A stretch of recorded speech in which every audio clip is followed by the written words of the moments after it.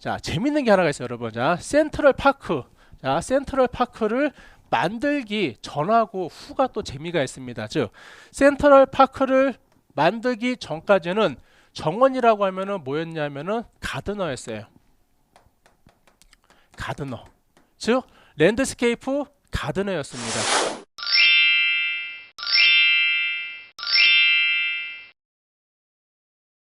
즉 무슨 말이냐면은 아주 좁은 의미의 정의를 가지고 있었습니다. 자, 그런데 센트럴 파크를 설계하고 그걸 가지고 이제 공학적으로 하다 보니까는 그게 안 되는 거예요. 왜?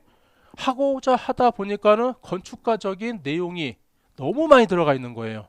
그러다 보니 어쩔 수 없이 그냥 공학적인 개념을 가져가지고 그냥 랜드스케이프 가드너의 좁은 의미에서 벗어나서 뭘로 바뀌었느냐? 즉 넓은 광의의 의미로 조경가가 이때 바로 생겨난 겁니다. 즉 그러면은 이 랜드스케이프 가드너는 센트럴파크 전에는 그냥 작은 의미였지만은 센트럴파크 이후로 돼서 랜드스케이프 가드너 건축가적인 의미를 가지고 있었다.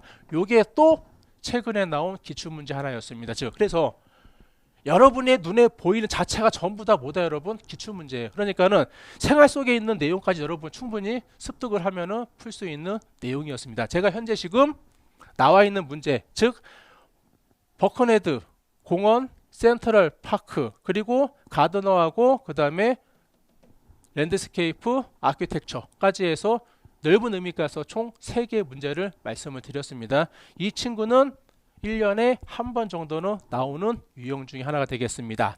그래서 제가 조경의 개념을 말씀을 드렸고요. 3번 조경의 뜻과 발전을 보게 되면은 한 번씩만 천천히 읽어보시고요. 동그라미 2번에 보시면은 옴스테드가 나옵니다. 즉 1856년에 이 센트럴 파크가 어떻게 만들어졌느냐, 어느 지역에 있느냐. 자, 뉴욕의 한 가운데의 센트럴 파크를 맨하탄의 지역에 만들어줍니다. 지금 같은 경우는 여러분 그 땅값이 무진장 비싸가지고 이 친구를 정원을 꾸밀 수가 없었지만은 그 시절에는 땅값이 싸기 때문에 엄청난 키로의 엄청난 부지의 땅을 조성합니다. 해서 보게 되면은 내용 나와 있죠. 센트럴 파크를 설계할 당시 사용되던 정원사의 개념에서 용어가 정원만을 대상으로 하는 좁은 의미를 지니고 있어 다양한 전문성을 대변하는 한계를 느끼고 있어가지고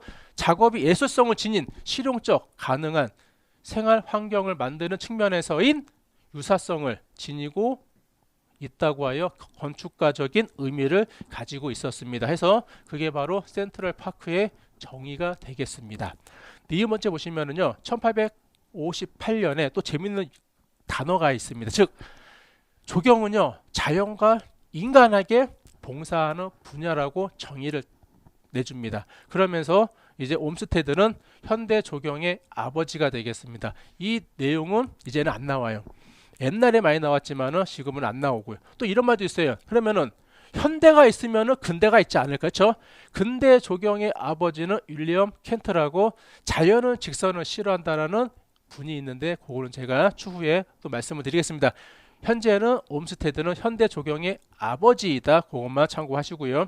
다 넘어가겠습니다. 그리고 3번에 근대 조경 넘어가고요. 4번에 보시면은요, 미국 조경가 협회인 아슬라가 나옵니다. 아슬라가 나오는데 여러분 요거 아슬라는 여러분이 좀 통으로 암기하는 거는요 좀 무리가 있을 것 같아요. 여러분 하지 마시고요. 제가 별표는 하나이면서 볼드 처리해 놓았어요. 즉 연도별로 해갖고. 자, 1909년에는 자 조경은 토지를 다루는 기술을 정의하였다. 다 뭐라고 여러분? 토지를 다루는 기술을 정의했다. 그 볼드만 암기하시고요. 1909년은 단순한 게 아닌 그냥 토지에 대한 기술을 정의했다. 두 번째 갈게요. 1975년도에는 문화적 과학적 지식의 응용을 통해서 설계와 계획을 했다.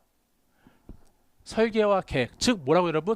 문화적 또는 과학적 기술을 통해서 계획하고 설계를 했다. 이게 바로 1975년도에 바로 정의가 되는 겁니다. 그러면은 1909년도 와서는 예술적이고 과학적이고 원리를 적용한 전문 분야다. 즉 예술적, 과학적인, 예술적, 미적으로 아름다워야 되고요. 그거를 보강해주는 공학적, 과학적으로 이게 해줘야 돼.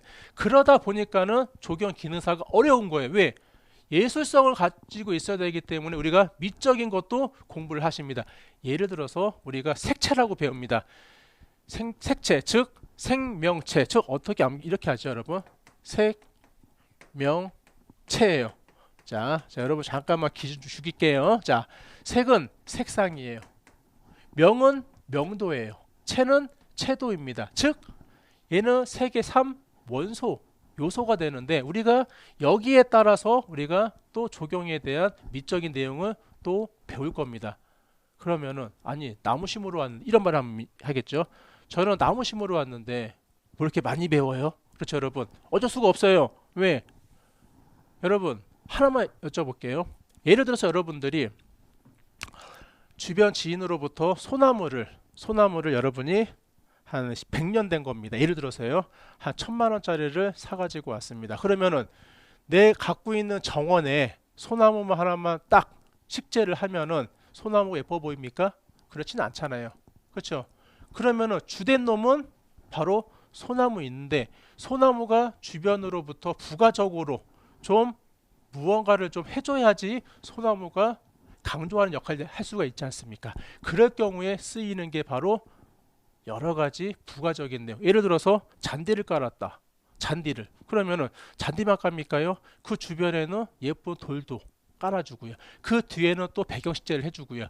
그 모든 게 다 여러분 관련되어 있는 거고. 그러면은